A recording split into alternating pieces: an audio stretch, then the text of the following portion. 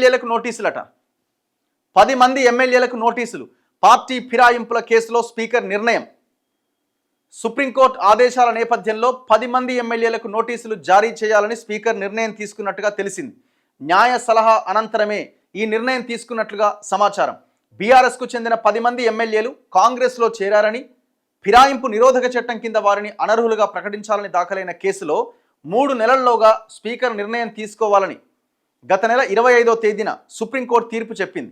దానిపైన advocate జనరల్తో senior న్యాయవాదులతో speaker చర్చించారని సమాచారం. చర్చించిన తర్వాత సుప్రీంకోర్టు చెప్పింది, మీరు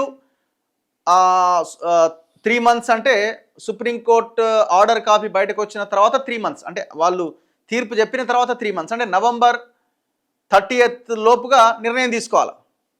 సో స్పీకర్ కూడా భారతదేశ అత్యున్నత న్యాయస్థానమే చెప్పింది కాబట్టి సో ఇంకా ఏదో ఒక నిర్ణయం తీసుకోక తప్పని పరిస్థితి. అందుకే ఏం చేయాలని నిర్ణయం తీసుకోవాలంటే ఎవరైతే పార్టీ ఫిరాయించారో అనే ఆరోపణలు ఎదుర్కొంటున్నారో వాళ్ళకి నోటీసులు ఇవ్వాలి.